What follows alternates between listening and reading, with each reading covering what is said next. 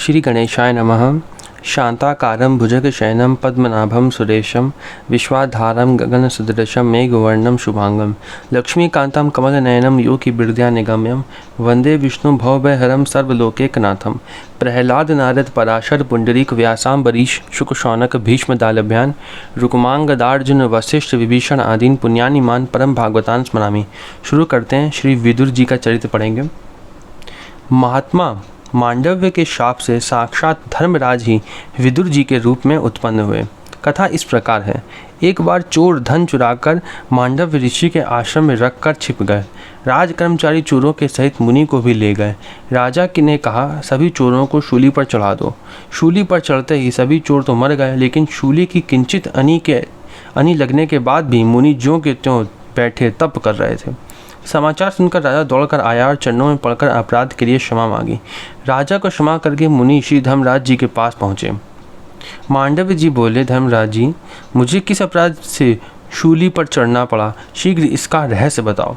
धर्मराज जी ने कहा, बचपन में एक पतंगे के पुच्छ भाग में सीख घुसेड़ दिया था, उसी का यह फल है। ऋषि ने कहा, बाल्यावस्था अज्ञान की अवस्था है, अतः महापुरुष इस अपराध पर ध्यान नहीं देते। तुमने थोड़े अपराध में बड़ा दंड दिया, अतः मैं तुम्हें श्राप देता हूँ। धर्मराज जी ने कहा, मुझे दासी पुत्र राजा एवं स्वपच बनने का श्राप मत दीजिएगा। क्रोधवश में ऋषि ने कहा, तुम तीनों एक साथ हो जाओ। कौन कौन? दासी पुत्र, राजा एवं स्वपच। क्योंकि राजा से बहुत अधिक पाप होता है, बहुत कठिन नियम होते हैं। जो प्रजा के पाप होते हैं वो सारे राजा को लगते हैं, इसलिए उन्होंने राजा भी यहाँ पे कहा। इसी कारण से दासी पुत्र विदुर, राजा युधिष्ठिर और स्वपच भक्त वाल्मीकि हुए। तीन उनके अंश हुए। कौन कौन? दासी पुत्र से विदुर, राजा हुए युधिष्ठिर जी, वो भी धर्मराज जी के ही अंश हैं, और स्वपच भक्त हुए वाल्मीकि हुए। आगे पढ़ते हैं। लिखा है, श्री विदुर जी धर्मराज के अवतार हैं। कौरव पक्ष के मंत्री होकर भी सदैव धर्म का पक्ष लेते थे। धर्म के कारण ही हमेशा पांडवों की विपत्ति में सहायता की। विदुर नीति प्रसिद्ध है।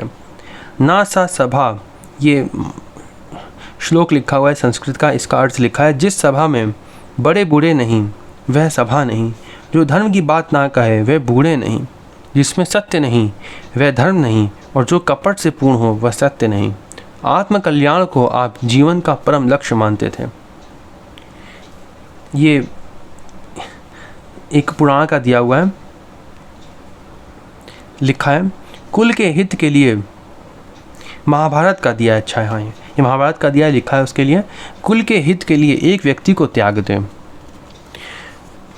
गांव के हित के लिए एक कुल को छोड़ दें, देश के हित के लिए एक गांव का परित्याग कर दें, आत्मा के कल्याण के लिए सारे भूमंडल को त्याग दें। इसका अर्थ है भगवत प्राप्ति। श्री भक्तमाल के टीकाकार श्री प्रियादास जी श्री विदुर एवं विदुरानी के श्री कृष्ण प्रेम का एक मधुर प्रसंग वर्णन करते हैं। ये है 51 कवित। इसमें मैंने पिछले वीडियोस में कुछ इसको चौपाई कह दिया है, ये चौपाई नहीं है, इसको प्रियादास जी ने कवित कहा है। ठीक है, जैसे नाभादास जी के छप्पे हैं और प्रियादास जी की जो है वो कवित हैं, कवित। ठीक है, आगे पढ़ते हैं। न्याहत ही विदुर नारी अंगन पखारी कारी आई, गए द्वार कृष्ण बौलिके सुनायो है। जिस समय विदुर की स्त्री हाथ पैर धोने के बाद मात्र एक ही वस्त्र होने के कारण नग्न स्नान कर रही थीं, उसी समय श्री कृष्ण आए और उन्होंने द्वार पर से ही पुकारा। भगवान का मधुर स्वर सुनते ही वह मानो हर्ष से भरी मतवाली हो गईं। सुनत ही स्वर सुधी डारी ले, निदरी मानो राख्यो मद भरी दौरी आनी के चितायो है। इसलिए उन्होंने शरीर की स्मृति का निरादर करके उसे फेंक दिया, अर्थात उन्हें शरीर का होश नहीं रहा। वह दौड़कर आईं, किवाड़ खोलकर उन्होंने श्री कृष्ण के दर्शन किए।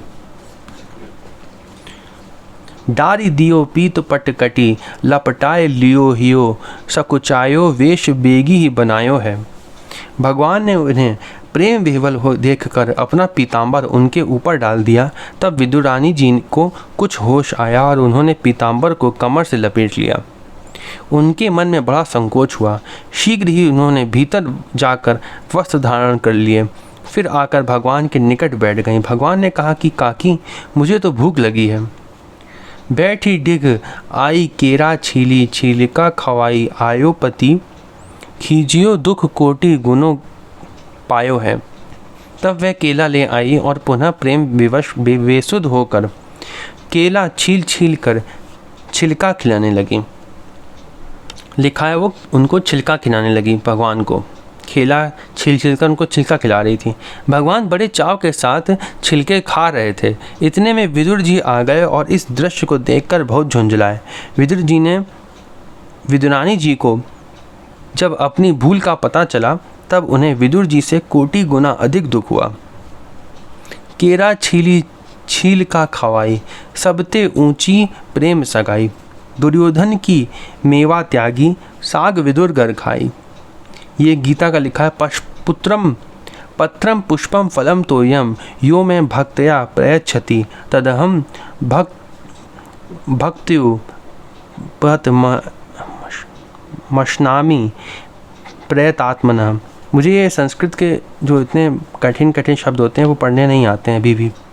ऐसे पढ़ने में मुझे थोड़ी सी दिक्कत हो रही थी। ठीक है, तो इसका अर्थ हम पढ़ लेते हैं। लिखा है, गीता का श्लोक है ये तो मुझे पढ़ना आ गया। पत्रम पुष्पम फलम तोयम, यो में भक्तया प्रयच्छति। ये बहुत ही प्रचलित श्लोक है गीता का, बहुत ही सबको पता होगा मुझे तो लगता है। लिखा है, इसका अर्थ क्या है कि हे अर्जुन, पत्र पुष्प फल इत्यादि जो कोई भक्त मेरे लिए प्रेम से अर्पण करता है, उस शुद्ध बुद्धि निष्काम प्रेमी भक्त का प्रेम पूर्वक अर्पण किया हुआ वह पत्र पुष्प आदि मैं प्रीति सहित खाता हूँ। लिखा है, जो प्रेम से देता है, भगवान ने कहा प्रेम से जो अर्पण करता है, पत्र हो पुष्प हो फल हो जो भी हो, मेरे भक्त जो होता है, मेरा भक्त भगवान कह रहे हैं, वो प्रेम से जो देता है, उस शुद्ध बुद्धि निष्काम प्रेमी भक्त का प्रेम पूर्ण अर्पण किया हुआ वह पत्र पुष्प आदि मैं प्रीति सहित खाता हूँ। उसको मैं प्रीति सहित खाता हूँ जो प्रेम से दिया जाता है, भगवान ने कहा। तत्ववेता तिहूँ लोक में भोजन कियो अपार, कै शबरी के विदुर घर रुचि मानी दुई बार। अगला हम कविता पढ़ेंगे, 52 नंबर का है ये। लिखा है, प्रेम को बिचारी आपू लागे फल सार दैन, चैन पायो हियो नारी बड़ी दुखदाई है। विदुर जी ने विचारा कि प्रेमवश वेसुद होकर ही भूल से उसने छिलके खिलाए और इन्होंने भी खा लिए। अब आप अपने हाथ से केला छील छील कर गूदा खिलाने लगे। मन में कुछ सुख और शांति आई। बोले रिझी श्याम तुम कीनो बड़ काम ऐपे, स्वाद अभिराम वैसी वस्तु में न पाई है। भगवान से बोले कि प्रभु, ये स्त्री बड़ा दुख देने वाली है। विदुर जी कह रहे हैं, जिसने आपको छिलके खिला दिए। भगवान प्रसन्न होकर बोले कि काकी जी, आपने ये बड़ा भारी काम किया कि मुझे फलसार खिलाया, पर जैसा सुंदर स्वाद उस वस्तु में था वैसा इसमें नहीं है। वैसी वस्तु तो मैंने कभी कहीं नहीं पाई है। विदुरानी जी संकुचित होकर कह रही थी, हाय, मैं क्या करूं? इन हाथों को काट डालूं जिनसे अपने प्राण प्यारे लाल को मैंने छिलके खिलाए। छिलके प्रभु को कैसे लगे होंगे, ये बात मुझे अच्छी नहीं लगी। हित ही की बातें दो पार पावे नाही को, नीके के लड़ावे सोई जाने यह गाई है। प्रियादास जी कहते हैं कि विदुरानी जी का छिलका खिलाना तथा विदुर जी का केला की गिरी खिलाना, ये दोनों बातें प्रेम की ही हैं। उसका कोई पार नहीं पा सकता। जो कोई श्याम सुंदर से भली भांति प्रेम करे वही रहस्य को जान सकता है। ये बात प्रेम की पोथियों में गाई गई है। मैंने तो यहाँ केवल चरित्र का गान किया है, भला मैं प्रेम को क्या जानूं। अगले जो भक्त हैं अक्रूर जी, उनका नाम छप्पे में आया था, लेकिन हम उनका चरित्र जो है वो आगे अच्छे से पढ़ेंगे। कविता 101 में पढ़ेंगे, ठीक है। प्रियदास जी का जो कविता आएगा 101 वाला, उसमें पढ़ेंगे। अगली वीडियो में हम सुदामा जी के चरित्र पढ़ेंगे। वो बहुत ही अच्छा है और बहुत ही आपको बिल्कुल देखना चाहिए सुदामा जी का चरित्र। मुझे सुदामा जी बहुत अच्छे लगते हैं। और उसकी अगली वीडियो में हम चंद्रहास जी का पढ़ेंगे जो काफ़ी बड़ा है, ठीक है। ओम नमो भगवते वासुदेवाय।